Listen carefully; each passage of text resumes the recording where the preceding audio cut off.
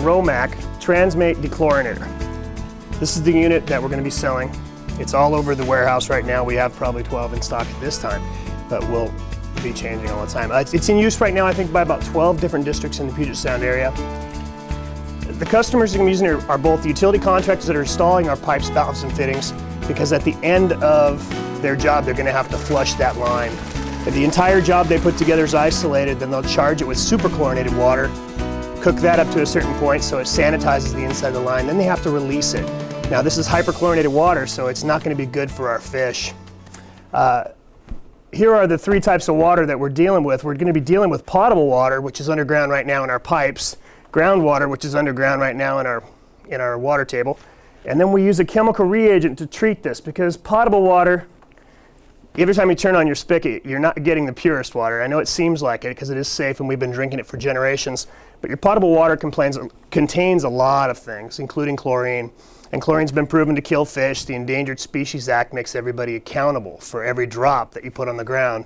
Thus far, it hasn't affected me in my driveway doing my car wash, but when a water district or a utility contractor's introducing potable water into groundwater, they have to treat it. They're responsible for treating that water before it gets into any streams. So what we needed to do is find a way to introduce water treatment to the simple contractor at the end of a job who's flushing his water line, or a utility contractor who does blow-offs, water quality checks. Like I said, anytime they open up anything and potable water may go into groundwater, it needs to be treated. This machine looks highly technical, but the reality of it is it's super, super simple. Works off a simple law of physics. For every action, there is an equal and opposite reaction. Things that physics you think of are Isaac Newton sitting underneath the apple tree where the apple drops, he invented gravity. Boom. Didn't have to really work for it, but he got his name put with that term gravity. Venturi is another one. Gravity and Venturi. Well, when I think of Venturi, I think of like NASCAR. I'll think of a stock car going 200 miles an hour and another one gets on his rear end. Doesn't have to work that gas pedal as much because now he's drafting. In any situation we're running pipe, I imagine this happened by accident like Isaac Newton's theory too. If we're running a 2-inch pipe and we're pushing a bunch of water through it, and then in line we throw a 2 by 3/4 Y. I know it doesn't sound really plausible, but bear with me. We're blowing water through this thing. And it's coming out at a pretty good pace. Maybe not, it doesn't have to be very much, but the small side here, let's just say this is air. As I blow this by, it's going to create a suction here whether I want it to or not. This air or water or whatever's up in this area, if it doesn't have anywhere to go, it's not doing anything anyway, and this water's coming by at such an extreme rate, it's going to create suction, and that suction is Venturi. Venturi is just like gravity. It's an act of physics. You can't really make it happen or not happen. If the situation's right, it's going to happen. What we wanted to do is find a way to harness it. People have been doing it for years. We're harnessing this Venturi action that's happening. This product here is no more different than that right there. And what I mean by that is we're still running a 3-inch piece of pipe. Romac simply put a pipe together with the fittings needed to go with hoses or discharge or right to a fire hydrant. And it comes with an adapter in case you're wondering, to go right on the fire hydrant. This is the main port right here. This is the one that's represented by this little Y.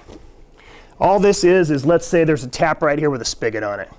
This is for your makeup water. It's pre-treated. The treatment happens at this point.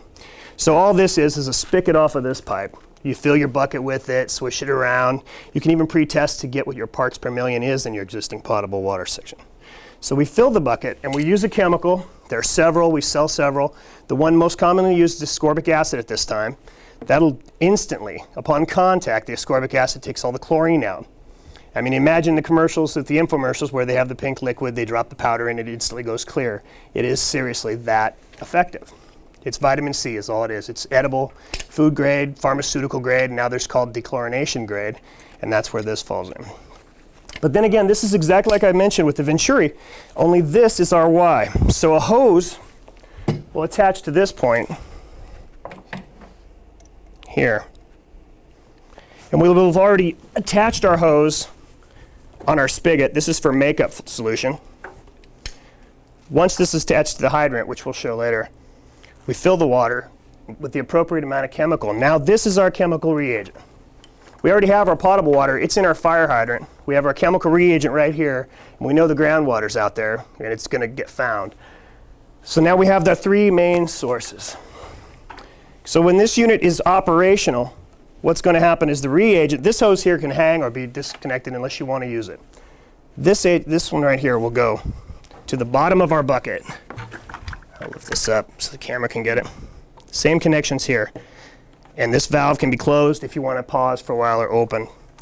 And then we're working off the same principle we discussed earlier, only now we have a hose running here into a bucket of chemical reagent. So our potable water, chemical reagent are introduced.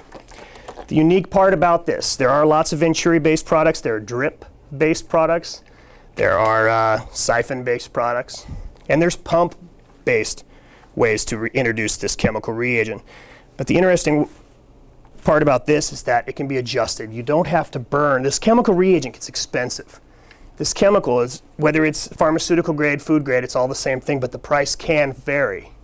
Chemical reagent can be very expensive. The machines that are out there right now, the only thing, well, with gravity, we can't really control it. It's going to drop an apple the same as a bowling ball. It's just not, it's out of our hands. Not much we can do about it here.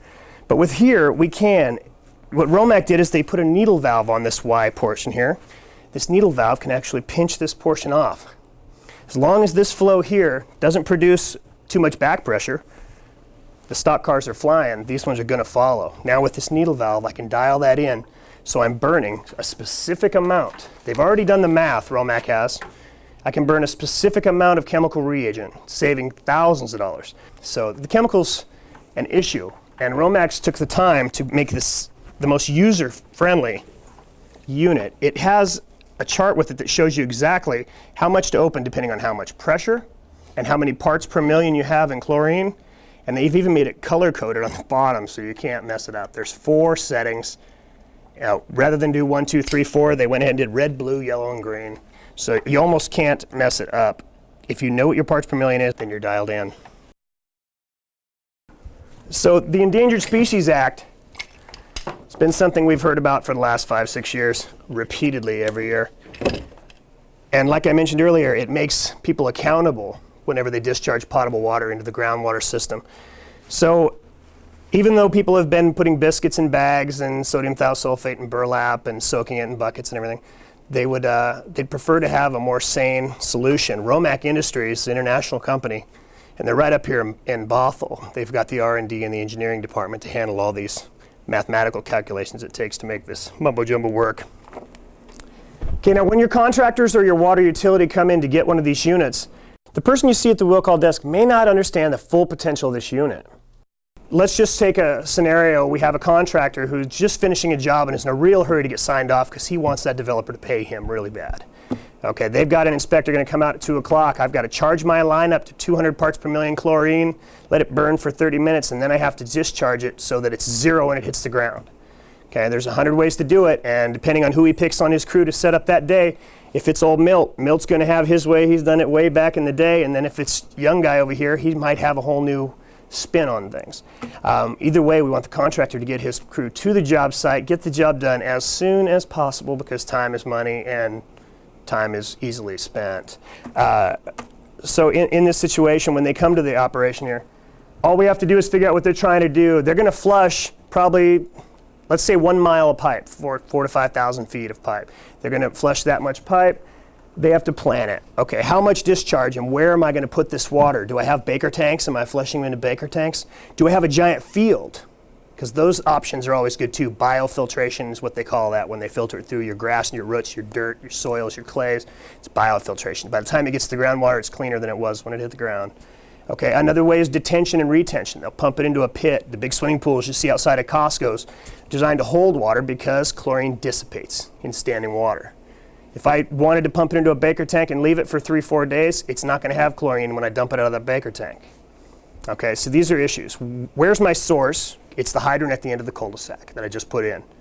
Where am I going to discharge? I'm going to discharge 40 feet away at the end of a field, and it runs into a forest down at the bottom of a hill, get some good biofiltration. They still want us to dechlorinate. Okay, this unit, like I mentioned, works off this Venturi. But the problem is if they come around turn 2 in Daytona and there's a traffic jam, it's going to back this traffic up. That's called back pressure. This back pressure slows this traffic up. You're not going to draft anybody at 40 miles an hour. Or let's just say 50 miles an hour. You're going to draft them at 200 miles an hour. And there's troubleshooting in all of this literature that anybody can understand, because I understood it in only 4 days. So I'm sure somebody will figure it out. But this back pressure is one of the variables that can seriously stop any treatment that's happening. And it could happen while it's going on. While it's going on, you've tested it, you know the water's zero. I turn my back for 20 minutes, somebody opens a hydrant 6 blocks down. Okay, they crank open a hydrant for some reason. Now my flows are different, everything's changed, all the math is going to have to change too. Okay, well, not necessarily with the Romac unit. And I say that because the Venturi that it's based off is right in line. It's right in line with this flow. Some of the other units that look like this and sound like this have what's called a bypass Venturi. It sucks the water up into here, over into here, and then puts it back into here, and the Venturi happens somewhere up in the bypass assembly. Well, now we're dealing with a pipe that's only this big. It's not going to feel that 6-inch hydrant the way that main line is going to feel it. The pressure's not going to change as dramatically, and thus it's going to just keep sucking chemical reagent like it needs to, not wondering. Now, when Romac, when you open up something down there, it slows this flow. By slowing this flow, without causing back pressure, it slows this one too. Now, even though my needle valve is set there, it's still going to be, there's going to be a conscious change into my characteristics, and I'm not going to eat as much chemical if I don't need to. There's a ton of variables, and the troubleshooting guys will help that. Another thing Romac did to make it user-friendly is they put charts on there that are super easy to read, and on the back you've got your mathematical deals and troubleshooting. If you do this, you will do that, but keep in mind, it's got a breakdown of your troubleshooting that will keep our utility contractors working, won't make them spend 20 minutes playing phone tag with their boss just to ask him a question that they might have been able to figure out if there was a card attached to it. A nice unit for that. Okay, so we'll better talk about setup and planning, as I talked about earlier. Once he figures out that he's got a hydrant here, but what did I say? He's going to discharge 40 feet away. Okay, the variables that I'm discussing here are things like hoses. Hose that's more than 20 feet, it's going to create back pressure. If that hose has to go around a corner and through a fence, that's going to kink in the hose somewhere. Things like that will create back pressure. That's okay, because this unit doesn't have to go on the hydrant. We can take it to the end of the hose.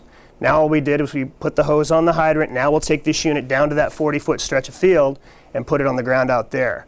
What we've done is we've messed with the variables. We manipulated them a little bit. Now the back pressure doesn't matter because it's behind me. So, and in NASCAR, I'm sure we want the traffic jams behind us, not in front of us, right? Okay, so by moving it to the end of the unit, then we change the variables and we maintain the solid Venturi. Another thing is diffusion.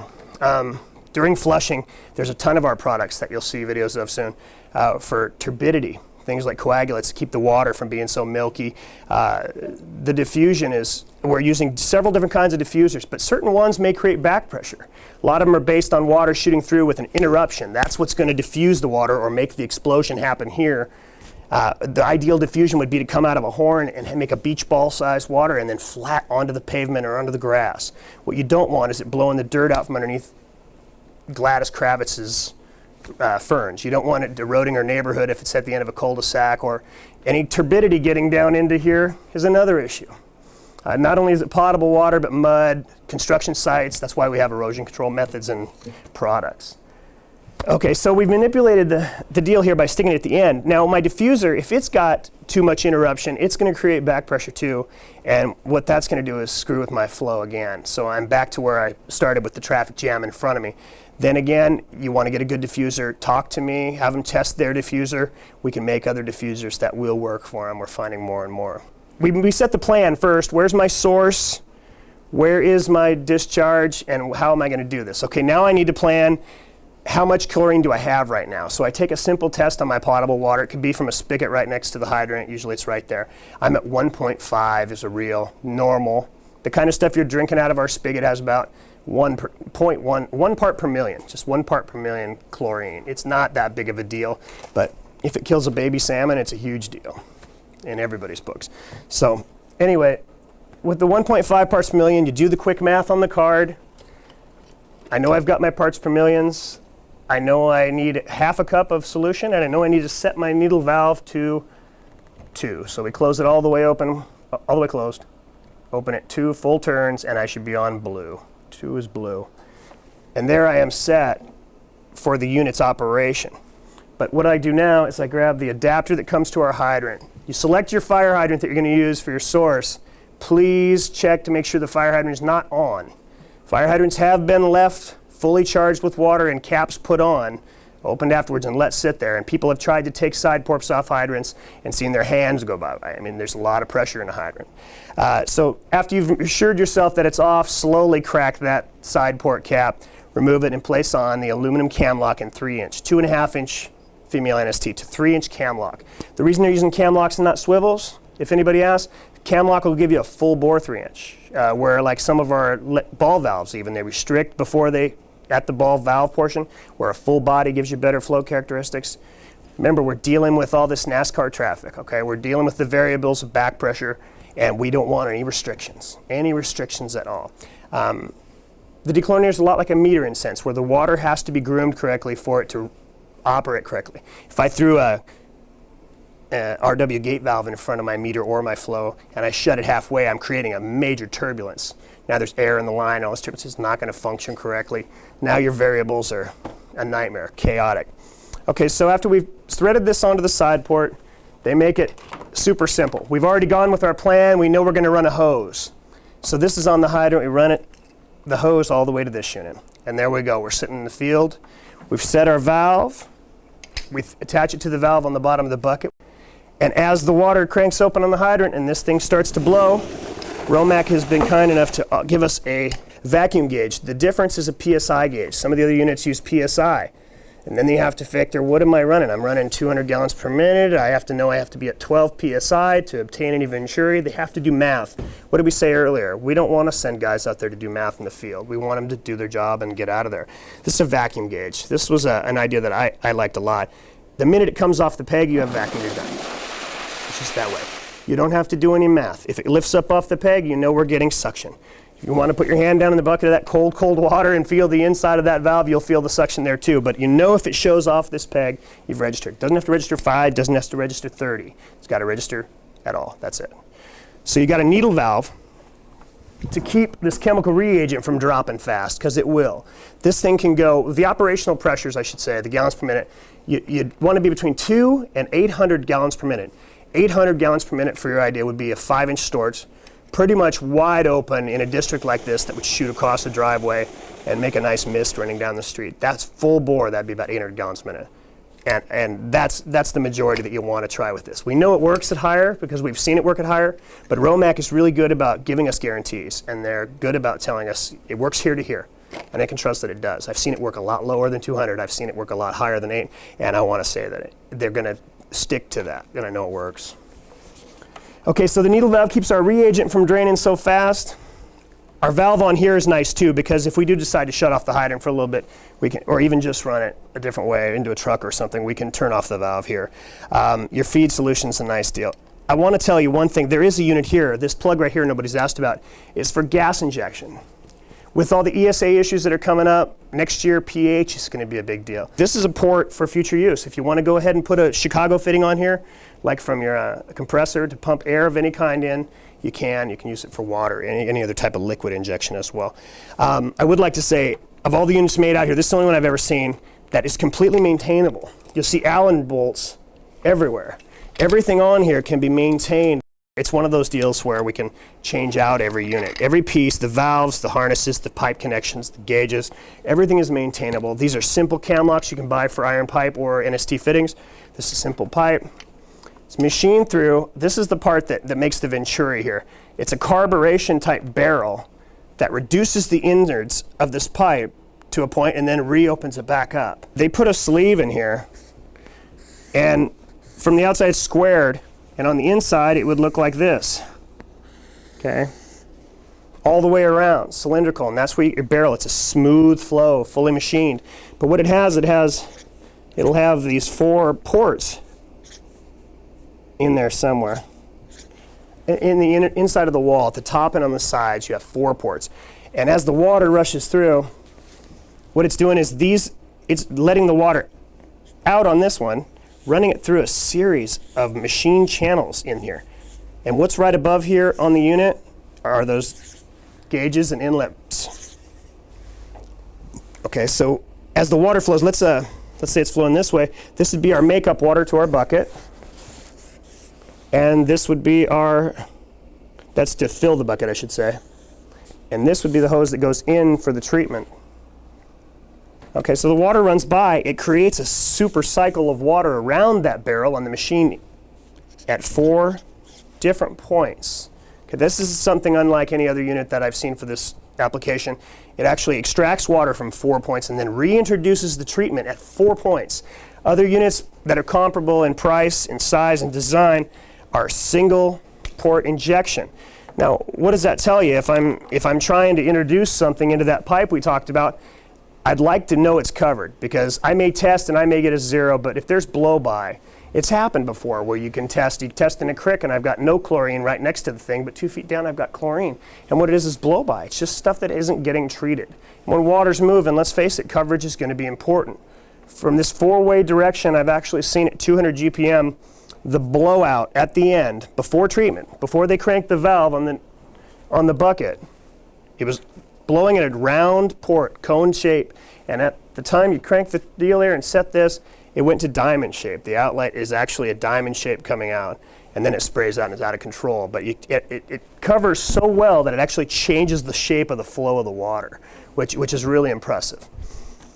So we know, as far as treatment goes, we've got a superior product for water treatment.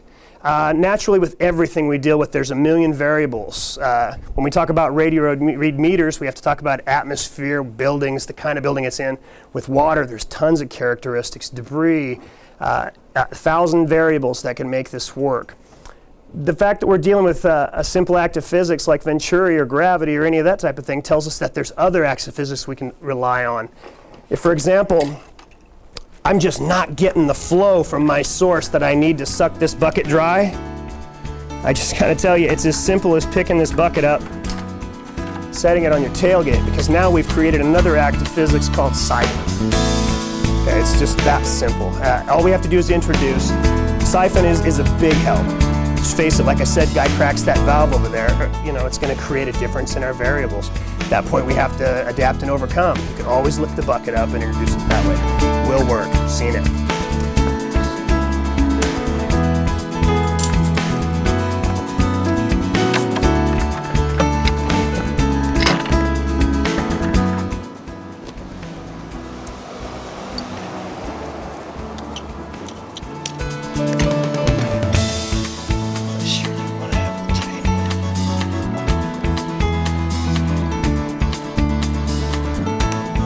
Just making sure it's off.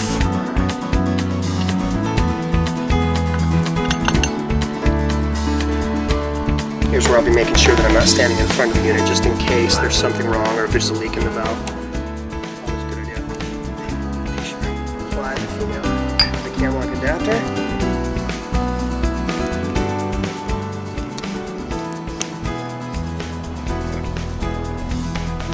Side of the hydrant, all the valves will be visible.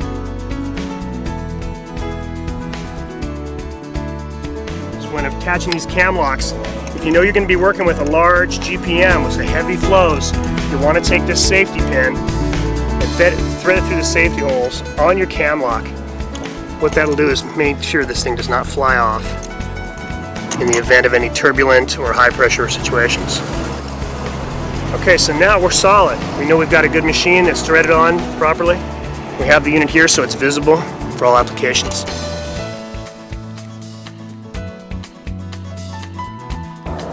We're ready to make up our feed solution. What this is I'm going to fill this bucket with a regular potable water, untreated, and then add the appropriate amount of chemical to this water to make it our chemical reagent. We can determine where to set the needle valve. For example, if I'm at 1.5 parts per million on my test, I'm going to need a half a cup of solution, and I'll want the needle valve open to the 3rd setting. 3rd is blue. Now the other end of that hose for the feed solution will attach to the bottom of the Romex bucket. Similar port. At this point, the valve can be opened, so upon making the 3rd turn, you'll be able to visually see at the base of the needle valve that we've achieved the orange color, and we're now in the 3rd rotation of the head. At this point, we know that we are dialed in to dechlorinate anything up to 1.5 parts per million.